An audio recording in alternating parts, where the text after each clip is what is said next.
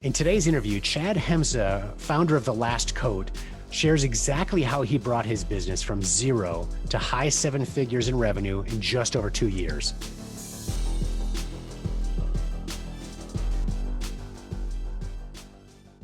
Today, I'm really excited to have one of our clients and a good friend, Chad Hemza, on the phone to talk about his business, The Last Coat, which has been a great success, even in a very young age, the company.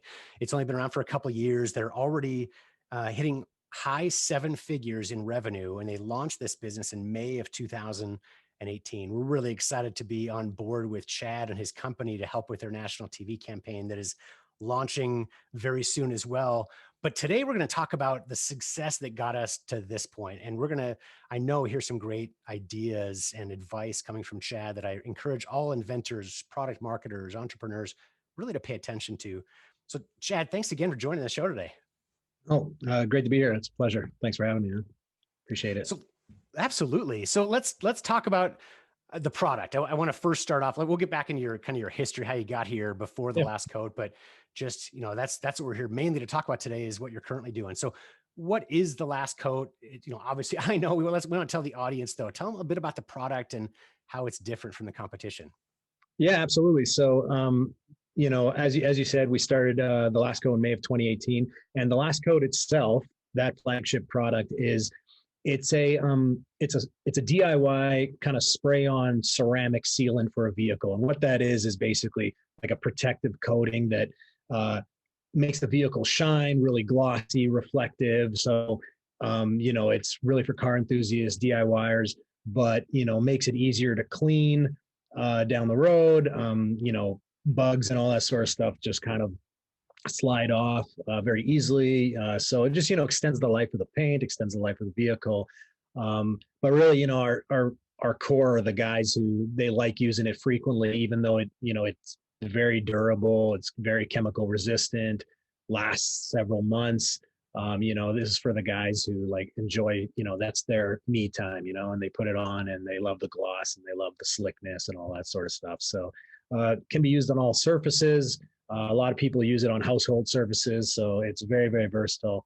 And yeah, we've had a lot of success with it. It's in a legacy industry, which is kind of tough to break into. But it's gotten a lot of respect in the market, and we're happy about that, obviously. Yeah, and we just finished. We're in the middle of filming. Several days of filming we've done already for the direct response TV or the national TV campaign, and it's been fun to do these demonstrations. And I'm not going to throw any other clients under the bus, but we've done a lot of cleaning type products over the years, and oftentimes it's hard to get it to work on camera, right? We're trying to show the camera magic. Not that it doesn't work, but to make it look perfect. This was totally different. It's such an amazing product to work with, where it was refreshing to do the demonstrations, right? To apply it to a car, add on water, spray it on, and see the beating, us versus them, or the last coat versus no application at all, that kind of thing. The before afters were super easy to see. So that's one of the reasons for the success, certainly, is the performance. It does what you say it does, which is always an important part of success as well. But you talked about how, you've entered kind of an entrenched category. You're certainly not the first brand to come out with promises like these. You've got, I would say, an amazing product, but how do you compete in a business that's been around like this? We've got a lot of big brands you're going up against. Yeah, and a lot of titans. It's and the market itself, although it's fairly big, it's not as sizable as the markets that I'm typically used to, that I can talk about later. So you have these big heavyweight companies kind of taking up a lot of the branding space in the market. So it made it challenging. The way we kind of competed is, number one, our flagship product was really solid, especially the second iteration that we did, which is the one that you guys have been playing with. So number one, any product that we roll out, we want it to be like best in class, or at least top three, because in this market, I just, one thing I didn't expect was a lot of YouTube channels will torture test and, test your products in ways to, see if what you're saying is true or not, right? Because there's a lot of stuff now that comes out that they're just making, false claims in that regard.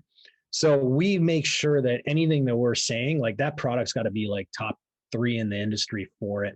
So that's really helped because we don't have necessarily the capacity yet to and the resources to roll out 10 new products a month that a lot of big car companies do. Is by the nature of it, they have more capacity. So we make sure that every single launch that we do is high quality. So that's kind of helped us get a good customer return rate because we can survey our customers for what the next product's going to be and then launch the next one with almost guaranteed success because we put these products through a battery of tests to make sure that it's going to perform because we're pretty sure it's going to get picked up somewhere else and somebody ambitious or like ambitious YouTuber is going to like put it to the test or whatever. So number one is just the product quality has been a big one. The other side as well is one thing that's I don't want to say non-existent, but kind of lacking in this market is customer service on the D2C side of things. Because a lot of these big brands, they're in retail, and when they've tried to do D2C, they don't necessarily have the experience that myself and some of the guys I work with in the business have. So on that kind of front, we have an edge, right? And so the customer service side of things on D2C has to be done. I mean, you have to be bang on for it. Like, so we're very, very big on that. My motto summed up to the guys in the customer service department is basically just make it right. Like whatever it is on the small number of complaints for whatever reason that we get, and all companies get them. It's just like, make it right, like right away. If a package was missed or whatever, get one sent out expedited and tell them, hey, get a free bottle of whatever on us, for the trouble, that sort of thing. We might do something like that. So that's another edge. And third, the type of creatives we use. And you're noticing this now is, so what really skyrocketed us originally on social when we kind of nailed it, especially this new formula, was we could do a legitimate torture test on camera showing a full 24-hour cure time sped up like time lapse. We could do all that stuff. And the test worked out exactly how it, somebody will see it if they tried to torture test, the 5 top competitors on social against us at the time. So a very visual type of creative that we can do that we're used to doing those types of before and afters. So those were the 3 big things that kind of differentiated us. And, but, as a halo effect of those 3, we get a lot of organic social proof. So not just reviews, but YouTubers and just people on YouTube, like, just personal accounts who are uploading their reviews and that sort of thing. A lot of what you see on YouTube isn't sponsored, actually. It's just like organic, a lot of it. And that's just helped. So just reputation. So now we're getting to that point where we get a lot of return customers and the vast majority of people are happy with it, so yeah, I mean, it's just kind of like that, but it all kind of the cornerstone is the product quality for sure.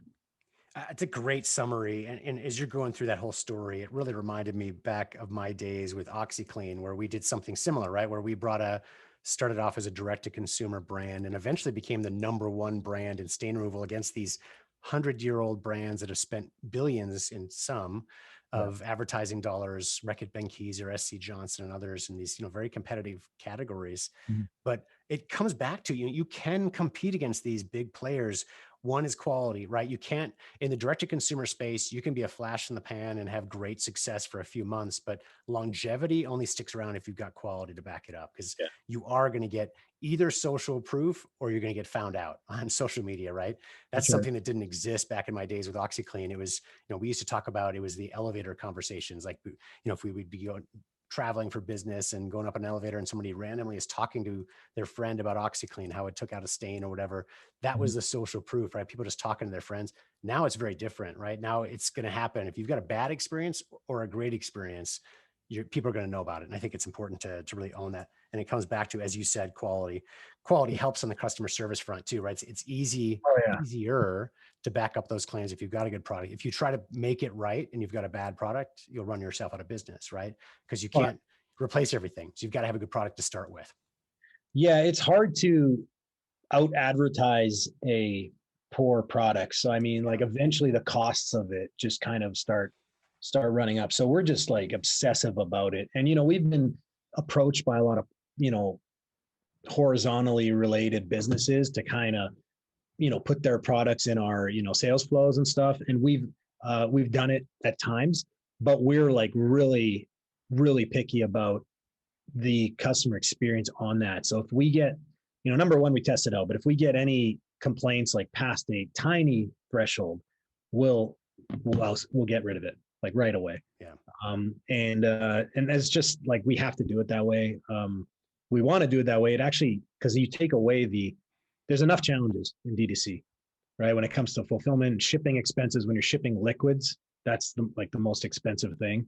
The last thing we need on top of that is a high return rate, a high chargeback rate, all that sort of stuff. So our refund rate and chargeback rate is extremely low for a direct to consumer business. So That's good. And I think, these are the foundation to build your business off of. And on top of that, even great products with poor marketing, are never going to be found, right? So you guys have done a great job already with your marketing efforts. And, we're excited to take this to a new channel now, to national TV as well.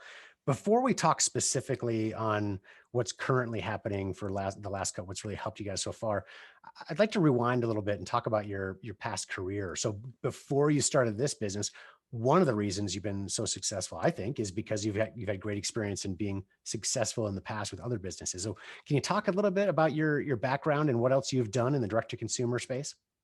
yeah, absolutely. So I started as an affiliate marketer in 2009. And so, for those that don't know what that means, basically, I would get a commission for generating sales for other businesses. So other D2C companies, typically in the health and wellness type of space is where I was. I would generate traffic. So I got used to traffic and conversion and creative from the beginning. I typically specialized in Google display ads and Facebook ads in the beginning. After that, now I still actually have that business, but it kind of runs. My main guys kind of operate it most of the time, and we do entirely email traffic. So I've gotten used to scaling up, just offers and seeing the attributes of converting offers really well to see how to get that front end engine going. Like I would say, we had an agency at a time as well where we basically took on product that might not be able to have as good a payout on an affiliate basis, and we took them on a percent of spend type thing, and that was around 2013. And so I've kind of tested those both different models I've been involved in, and I mean we've generated, like my businesses have generated, I would say about 200 million in revenue. All told, whether it's as affiliate revenue or, our own in-house D2C type stuff in the health and wellness space. And from 2014 to 2017, I also had a publishing site. It was called LifeBuzz. It was one of the top 50 largest sites in the US for a little while there. We were a leg up on BuzzFeed in rankings for a little bit, which is kind of cool because they're just huge. And so, yeah, I mean, I've just had this kind of experience on traffic generation and then also conversion and just understanding how to pivot and monetize. So that's obviously helped me. And I will say that like the last coat though was like very challenging because it is a different market. It was something that I was personally interested in, but it had challenges that were very different from the other businesses I've done, particularly the shipping aspect that I talked about. So even if you have the experience, it doesn't mean you're guaranteed to just have an easy ride. Like sure, the marketing aspects of it and all that, but you really have to know the pitfalls and the bottlenecks and that sort of thing.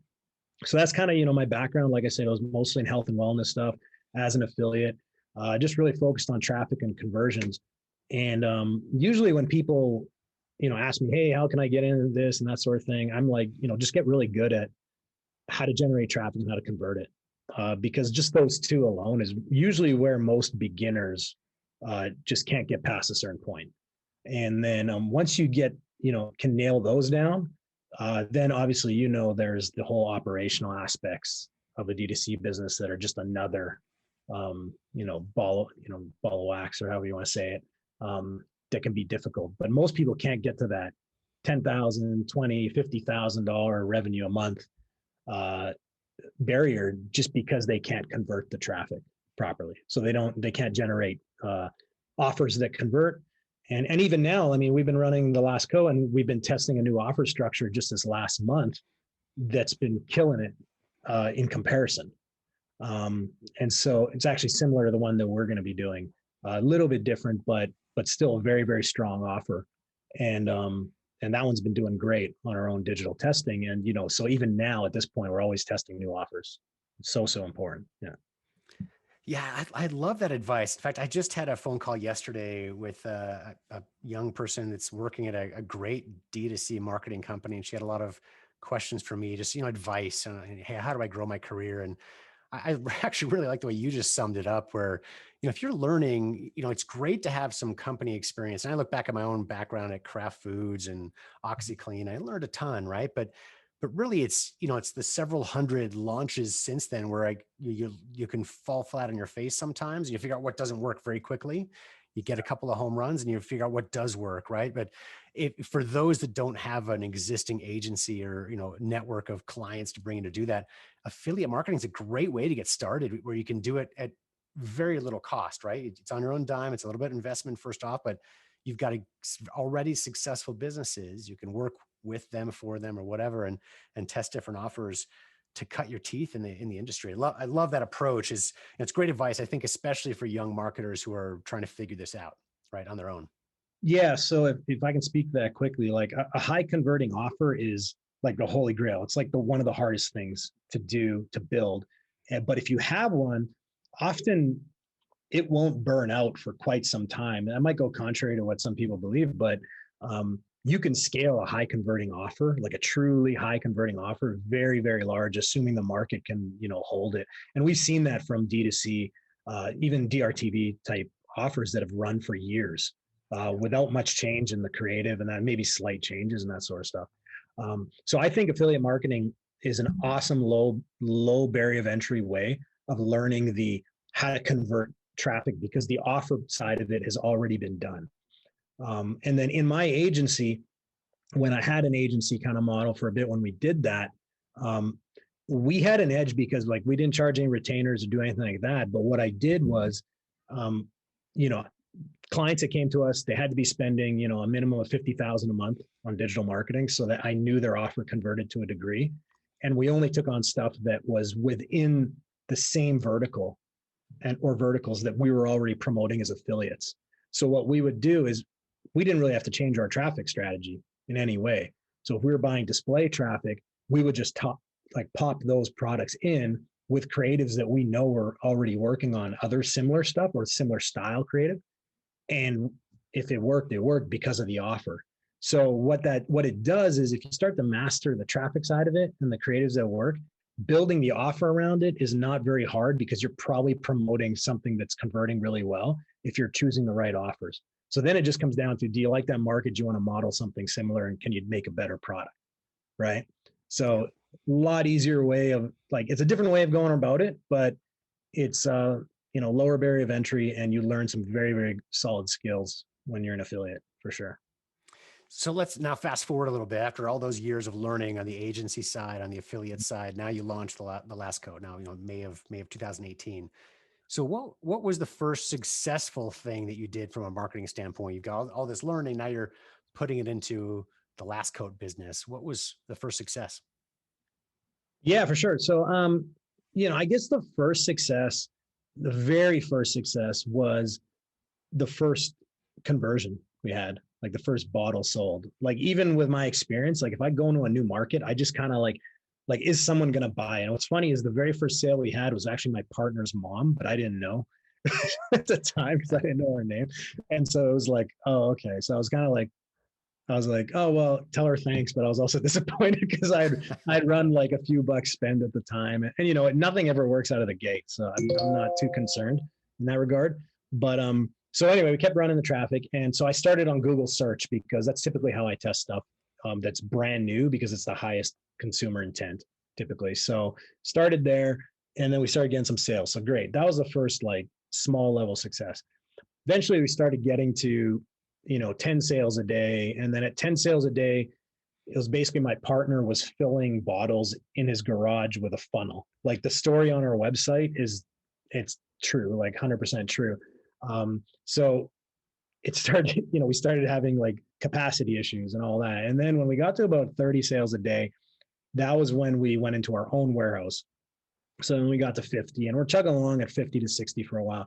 The first big success we had was an influencer on YouTube that we approached to see, what it would cost if they would do a review for us. Their whole thing is they do like honest reviews. So if they test out your product and they don't like it, they won't do the promo. But they had at the time, about 280,000 subscribers. So I actually don't have an influencer marketing background. I never did influencers before the last coat, and we still rarely do it. But so I had no idea what the response would be. Um, so we that when the that his review posted, the first day did 280 sales, and then the next day did about 260, and then the following day, it was all in the 200s for about 5 days. What's crazy about that, actually, not a lot of people know, is up until a week before, I would say maybe 3 days before we posted, my partner was filling bottles with this like thing that had a foot pedal and you would do one at a time. Okay. And he like called me one day and he's just kind of like stressed out. And he's like, man, if that guy's promo goes well, we have he's like, I can't keep up on this. Right. So I'm like, okay. And then so we got this 6-bottle filler. And so him and his wife just slammed out like 5,000 bottles in about a day and a half, 2 days. And then that promo dropped. And we hit like it was crazy timing. Like it was literally a day before that he finished that batch of bottles and we started going it out. So now my wife was heading up the warehouse side of things at the time. And so she had her team there and they were working like 12-hour days. It was only a team of like 4 people in the warehouse getting these packages out. And now it was at that point I was like, man, we can't keep doing it like this because this is the type of volume I want to run all the time. Or I'm like, to me in my head, the way I was wired from before is like, this is like step one. Like, I want to be able to scale it. Like I need to have at least triple digit orders a day. Like there's no point in me having less, just the way that I think now.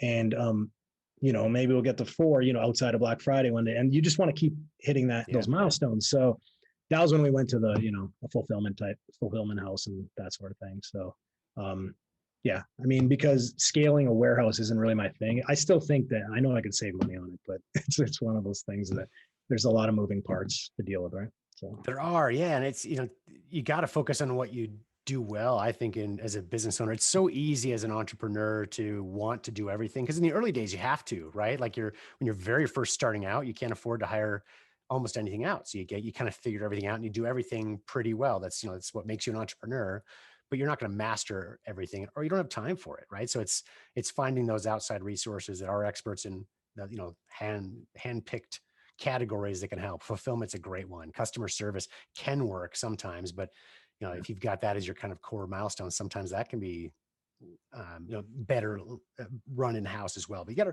gotta understand what you do well. I totally agree with that. for sure. Yeah, absolutely.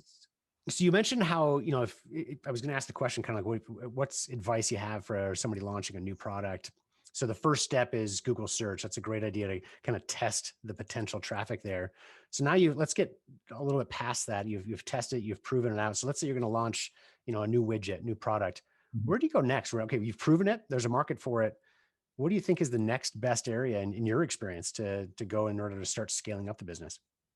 It kind of depends on the how aggressive the offer promotion is, what kind of offer it is. So, if somebody's doing like they have a new supplement type offer and that sort of thing, let's say a health supplement or a skincare product, um, you know, my default answer to that is typically Facebook, right? It's such a good channel, but they do have some compliance restrictions in certain markets.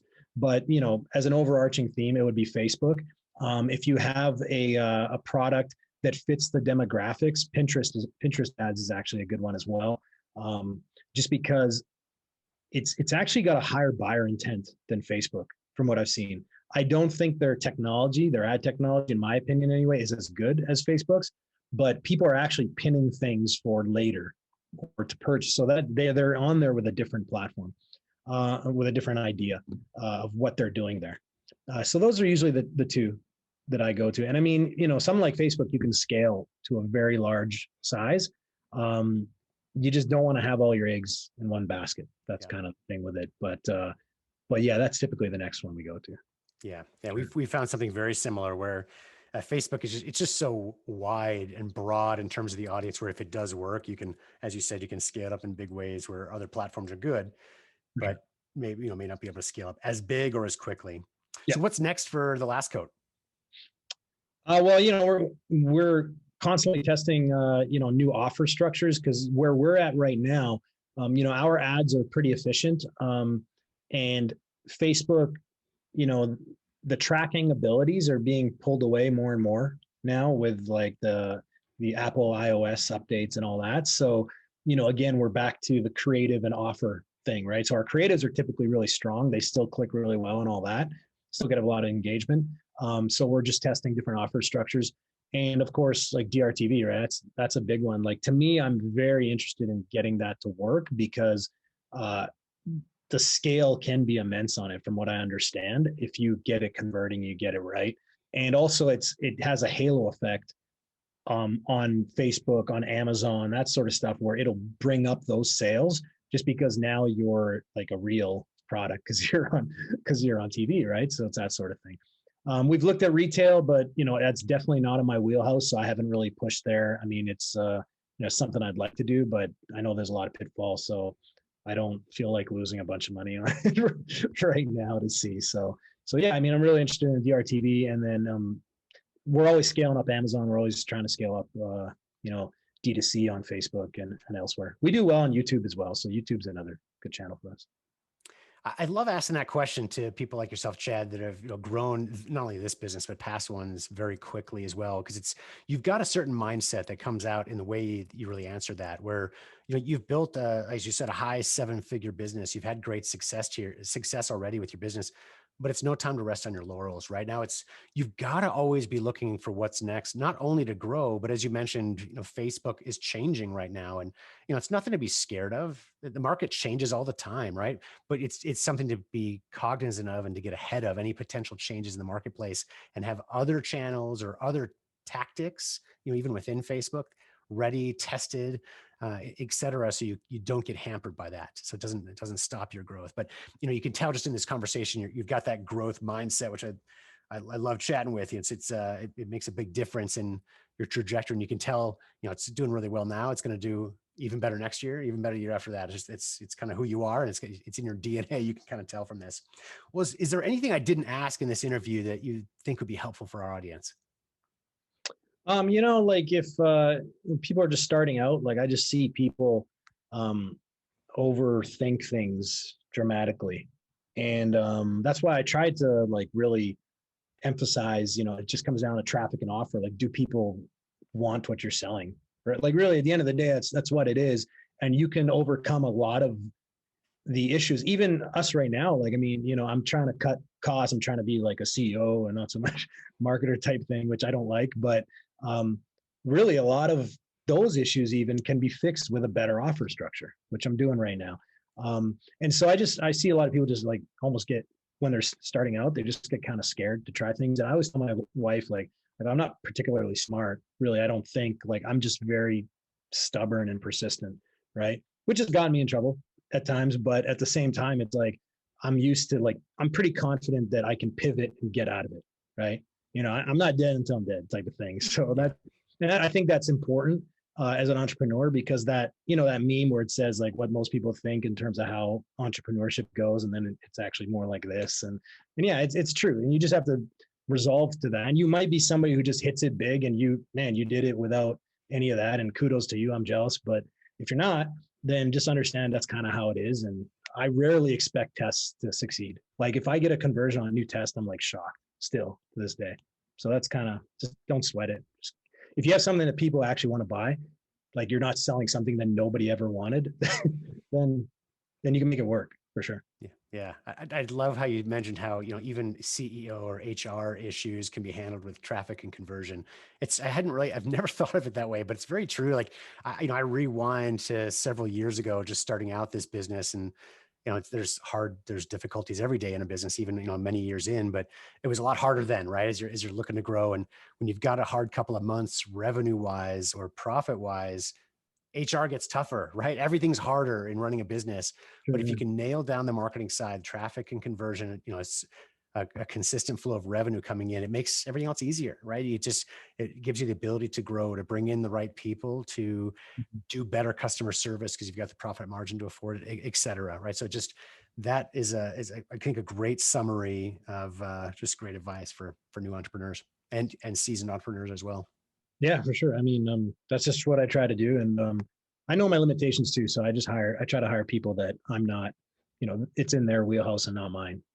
Even now I'm looking for like an assistant to kind of like Yeah. take some of the stuff that I shouldn't be doing. I'm like, why the hell am I doing this? I get somebody else to do it that's better than me in it. So Well, we're certainly glad to be working with you on the TV front, and look forward to great success of partnership for a long time. But as of today, I just want to thank you for this interview. This has been really grateful, and I know how busy you are running this business and others as well. And I appreciate you taking the time for myself, but also for our audience as well today. So thanks again, Chad. yeah, absolutely. My pleasure. Good being here. Check out The Last Coat at thelastcoat.com and use promo code HG20, and you can save 20% off of your purchase site-wide.